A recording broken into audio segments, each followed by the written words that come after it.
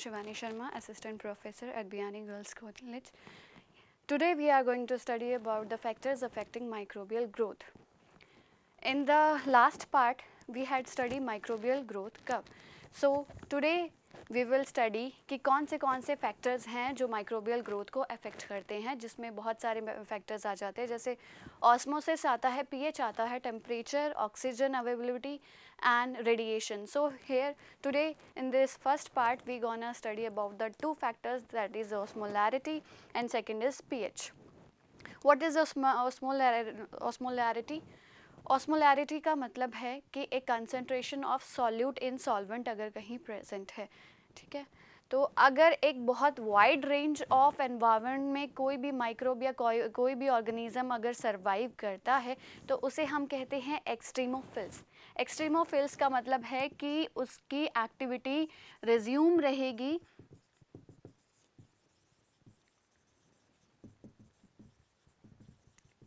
Wide range of environment में, चाहे फिर वो टेम्परेचर ले सकते हैं या चाहे हम वो ऑस्मोसिस ले सकते हैं. मतलब कि वो कोई भी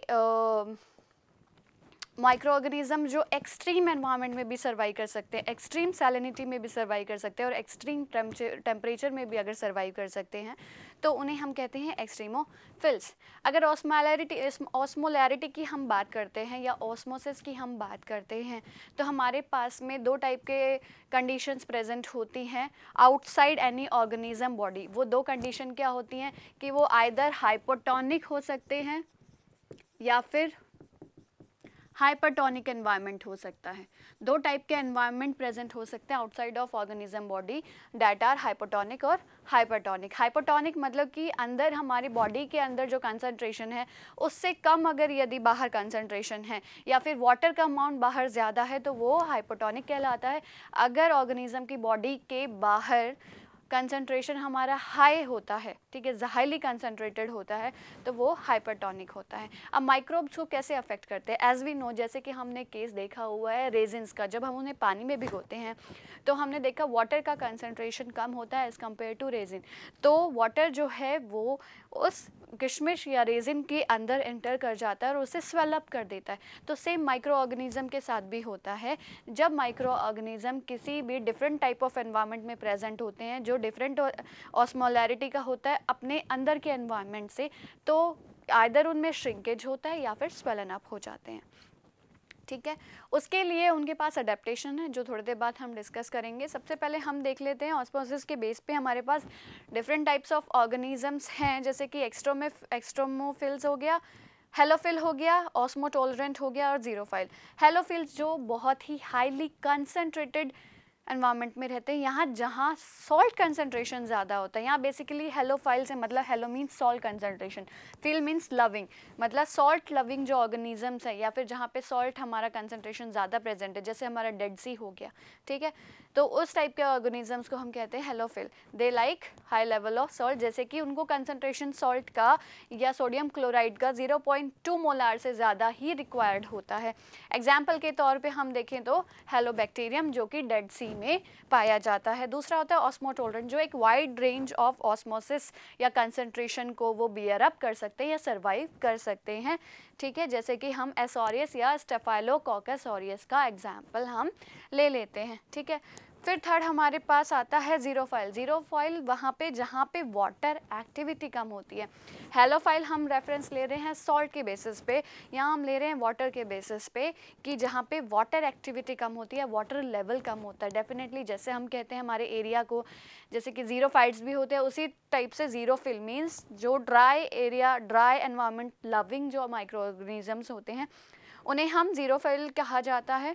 जैसे कि जीरोमाइसिस हमारे पास एग्जाम्पल पे अगर हम ले सकते हैं.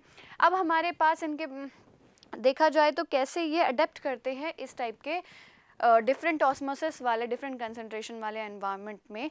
तो कैसे करते हैं, देखिए माइक्रो ऑर्गेनिजम्स के पास में बहुत सारी टेक्निक्स होती हैं, बहुत सारे तरीके होते हैं जिससे कोई भी ऑर्गेनिज्म या माइक्रोब इनसे अडेप्ट कर सकता है. जैसे कि कुछ ऑर्गेनिजम्स के पास में वैक्यूल्स, गैस वैक्यूल्स या वैक्यूल्स प्रेजेंट होते हैं, ठीक है, तो वो क्या करते हैं उन वैक्यूल्स की हेल्प से जो एक्स्ट्रा वाटर, अगर वो हाइपोटोनिक एनवायरनमेंट में अगर उनको मिल जाता है, या फिर लेस कंसनट्रेटेड एनवायरनमेंट अगर उनको मिल जाता है, तो वो क्या करते हैं, तो क्या होता है उसमें कि वाटर जो है उनकी बॉडी के अंदर एंटर कर जाएगा। वाटर हाइपोटोनिक में वाटर उनकी बॉडी के अंदर एंटर कर जाएगा। तो उसको रेजिस्ट करने के लिए सबसे पहले प्लाज्मा मेम्ब्रेन है, ये हमारी प्लाज्मा मेम्ब्रेन जो है वो, इसके पास एक एबिलिटी होती है कि इलास्टिसिटी प्रेजेंट होती है, कि ये अपने आप को ये स्ट्रेच कर लेती है ताकि सेल जो है वो हमारा बर्स्ट ना हो। ठीक है, अगर एक्सेसिव वाटर अगर एंटर कर रहा है तो हमारे वैक्यूल्स क्या करेंगे, उससे उस एक्सेस वाटर को डिस्कार्ड कर देंगे। और दूसरा मेथड हमारे पास है mechano sensitive. With world-class education and excellent placement record, Biyani Group of Colleges is committed for your bright career. Biyani Group of Colleges, where you can trust. Sensitive channels, ये channels जो हैं वो हमारे plasma membrane में present होते हैं। ये plasma membrane में ये मैकेनो सेंसिटिव चैनल्स जब प्रेजेंट होते हैं, और अगर ऑर्गेनिज्म हाइपोटोनिक एनवायरनमेंट में रहता है तो इसमें क्या होगा कि ये चैनल्स जो प्लाज्मा मेम्ब्रेन में प्रेजेंट है वो ओपन हो जाएंगे, और सेल की टेंडेंसी होगी फिर वो एक्सेस वाटर को बाहर एक्सक्रीट्स कर सके और हमारा माइक्रो ऑर्गेनिज्म जो है वो सर्वाइव कर सके। तीसरा हमारे पास मेथड है कि सेल जो है वो अपना कंसंट्रेशन मेंटेन करके रखे। ठीक है, अगर बाहर कंसंट्रेशन लो हो रहा है तो ऑर्गेनिज्म अपना कंसंट्रेशन बॉडी का क्या करेगा, लो कर लेगा। अगर बाहर कंसंट्रेशन इंक्रीज हो रहा है तो अंदर का कंसंट्रेशन इंक्रीज कर लेगा। पैरेलली वो इसके साथ अपने आप को अडेप्ट करता है। वो कैसे होगा कि आइदर वो हमारे हाइपोटोनिक अगर एनवायरनमेंट प्रेजेंट है तो सेल्स जो सॉल्ट्स अंदर प्रेजेंट हो गए उन्हें वो एक्सक्रीट कर देगा। अगर बाहर हाइपोटोनिक एनवायरनमेंट प्रेजेंट है तो अपने कंसंट्रेशन को बैलेंस रखने के लिए वो सॉल्ट को इनटेक कर लेगा। इसलिए हमारे पास 3 मेथड्स होते हैं ये माइक्रो ऑर्गेनिज्म के पास, कि वो किसी भी टाइप के अदर देन द रिक्वायर्ड या ऑप्टिमम एनवायरनमेंट के या कंसंट्रेशन के कैसे अपने आप को सर्वाइव कर सकता है या अडेप्ट कर सकता है। फिर सेकेंड फैक्टर हमारे पास आ जाता है pH. PH as we know, pH is the negative logarithm of concentration of hydrogen ion. ठीक है, तो उसके बेसिस पे, पीएच के बेसिस पे हमारे पास पीएच कैसे इफेक्ट करता है, एज वी नो कि कोई भी एंजाइमेटिक एक्टिविटी, हर ऑर्गेनिज्म में कुछ एंजाइमेटिक एक्टिविटी होती है जो मेटाबॉलिक एक्टिविटीज़ को कैटलाइज करती हैं। ठीक है, जो बॉडी के फंक्शंस को प्रॉपर करती है। इट मीन्स पूरे बॉडी के ऑर्गेनिज्म बॉडी के फंक्शंस टोटली एंजाइमेटिक एक्टिविटी पे डिपेंड करते हैं, और एंजाइम्स प्रॉपर टेम्परेचर या प्रॉपर ऑप्टिमम कह सकते हैं ऑप्टिमम पीएच या ऑप्टिमम टेम्परेचर पे ही वर्क करते हैं।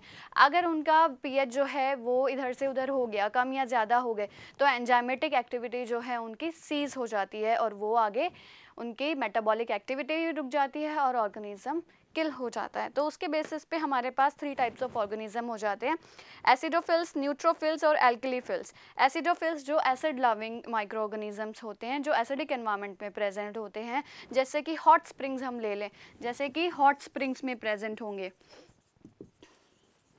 ठीक है, जैसे थायोबैसिलस का हम एग्जाम्पल ले लेते हैं। सेकंड है न्यूट्रोफिल्स। न्यूट्रोफिल्स जो न्यूट्रल एनवायरनमेंट, न्यूट्रल पीएच में प्रेजेंट होंगे। एसिडोफिल्स क्या है, कौन से रेंज में करेंगे, 0 to 6 या 0 to 7 पीएच रेंज के बीच में जितने भी ऑर्गेनिज्म आएंगे एसिडोफिल्स हो जाएंगे, और 7 से लेके लगभग 8 या 9 पीएच 8 पीएच तक हमारे पास न्यूट्रल हो जाता है।